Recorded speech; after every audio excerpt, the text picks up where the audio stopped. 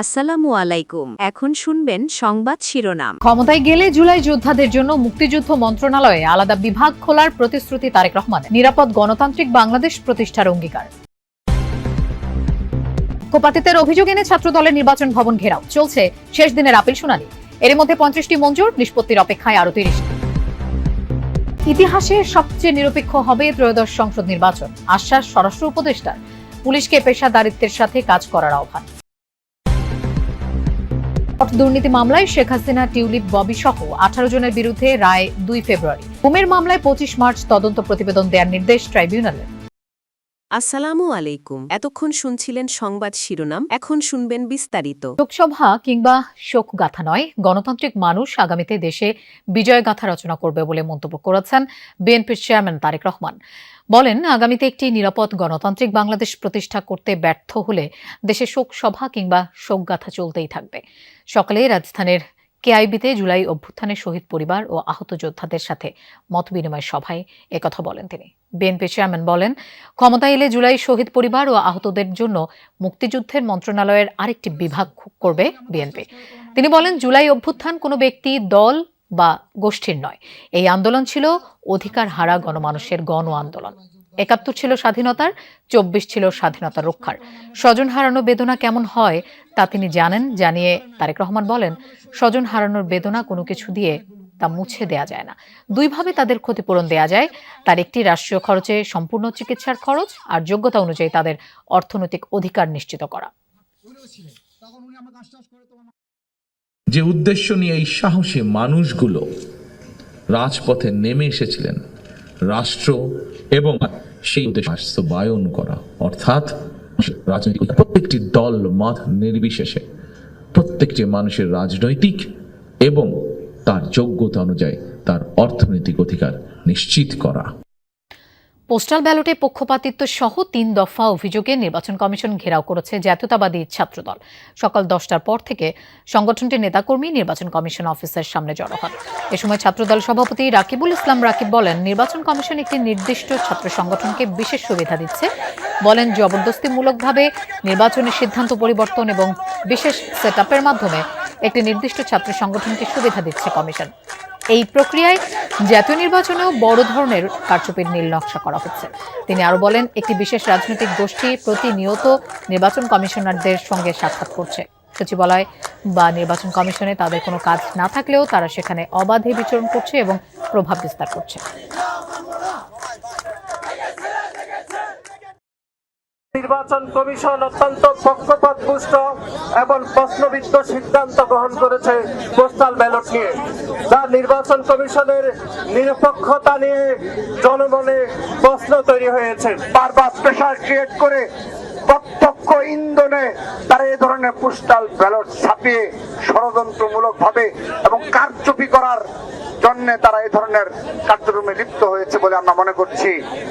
তো শুধু তাই নয়, তাদের এই কারচুপি যেন জাতীয় সংসদ নির্বাচনে প্রভাব না পড়ে সেজন্য তাদেরকে দেখার আহ্বান জানাচ্ছি।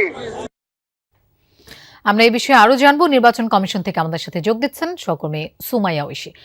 ঐশী, ছাত্রদলের কর্মসূচি এখনো চলছে কিনা, আর প্রার্থীদের আপিল শুনানির বিষয়ে সবশেষ কি তথ্য আছে সেটিও একটু জানাবেন। রূপা, ছাত্রদলের যে অবস্থান কর্মসূচি সেটি সন্ধ্যা পর্যন্ত চলবে বলে শুরুতেই তারা ঘোষণা দিয়েছিল। বেলা প্রায় 11:30টার দিকে তারা নির্বাচন কমিশনের সামনে, নির্বাচন ভবনের সামনে অবস্থান নেয় এবং তারপরে আসলে ঘোষণা করা হয় যে 3টি মূল দাবিতে তারা এই নির্বাচন কমিশন ঘেরাও করেছে আজকে। তার প্রথম দাবিটি হচ্ছে যে ব্যালট পেপারে যে অনিয়ম সেটির প্রতিবাদ জানাচ্ছেন তারা। একই সঙ্গে আরেকটি যে অভিযোগ সেটি হচ্ছে নির্বাচন কমিশন আসলে নিরপেক্ষতা সঠিকভাবে বজায় রাখতে পারছেন কিনা সেই বিষয়টি নিয়ে তাদের একটি বড় সন্দেহের জায়গা এবং বেশ কয়েকটি অভিযোগও তারা দায়ের করেছেন। সেই একটি অভিযোগ তাদের। আরেকটি অভিযোগ তাদের সেটি হচ্ছে শাহজালাল বিজ্ঞান ও প্রযুক্তি বিশ্ববিদ্যালয়ের যে ছাত্র সংসদ নির্বাচন, সেই নির্বাচনে আসলে নির্বাচন কমিশনের পক্ষ থেকে একটি তথাকথিত বিতর্কিত, অর্থাৎ ছাত্র দলের নেতারা বলতে চান যে যেই প্রজ্ঞাপনটি জারি করা হয়েছে শাহজালাল বিজ্ঞান ও প্রযুক্তি বিশ্ববিদ্যালয়ের যেই ছাত্র সংসদ নির্বাচন ঘিরে সেটিকে আসলে তারা নাকচ করছেন এবং সেটি নিয়ে তাদের আসলে অসন্তোষ আছে। এই 3টি মোট দাবিতে আসলে তারা অবস্থান কর্মসূচি পালন করছেন এবং সন্ধ্যা পর্যন্ত সেই অবস্থান কর্মসূচি চলবে। বেশ কয়েকজন কেন্দ্রীয় নেতাকে দেখেছি আমরা, ছাত্রদলের সভাপতি, সাধারণ সম্পাদক ছাড়াও কেন্দ্রের বেশ কয়েকজন নেতা আছেন, তেমনি ঢাকা বিশ্ববিদ্যালয়ের ছাত্রদল কমিটির যারা সদস্য তারাও আছেন, যারা সভাপতি, তারপর যারা সাধারণ সম্পাদক তারাও আছেন। অর্থাৎ সব মিলিয়ে ছাত্রদলের কেন্দ্র এবং অন্যান্য যেই কমিটিগুলো আছে সেই কমিটি থেকেও নেতারা আছেন, সেখানে প্রচুর নেতাকর্মী সেখানে অবস্থান করছেন। তবে তারা বলতে চান যে শান্তিপূর্ণ নির্বাচনই তারা করবেন। এদিকে আপিল শুনানি চলছে এবং এখন আসলে প্রথমার্ধ শেষ হয়েছে। প্রথমার্ধের পরে আসলে মূল যে সংখ্যাটি সেটি আমরা জানাতে পারবো। যতদূর জানতে পেরেছি প্রায় 35টি আপিল সম্পন্ন করা হয়েছে। তবে চূড়ান্ত যে তথ্যটি এটি আরো কিছুক্ষণ পরে আমরা চূড়ান্তভাবে জানাতে পারবো। ঐশী, আপনাকে ধন্যবাদ আমাদের সাথে যোগ দেওয়ার। শেষ দিনের মতো নির্বাচন কমিশনে চলছে প্রার্থিতা ফিরে পাবার আপিল শুনানি।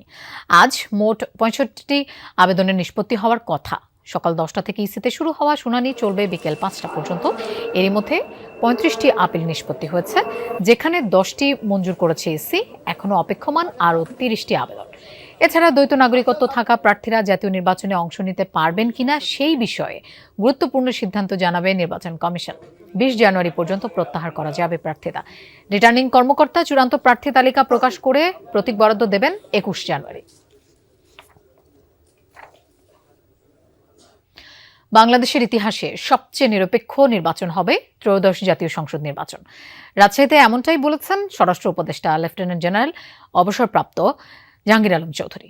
সকালে সারদায় 41তম বিসিএস পুলিশ ক্যাডারের শিক্ষানবিশ সহকারী পুলিশ সুপারদের মৌলিক প্রশিক্ষণ সমাপনী কুচকাওয়াজ অনুষ্ঠানে অংশ নেন তিনি।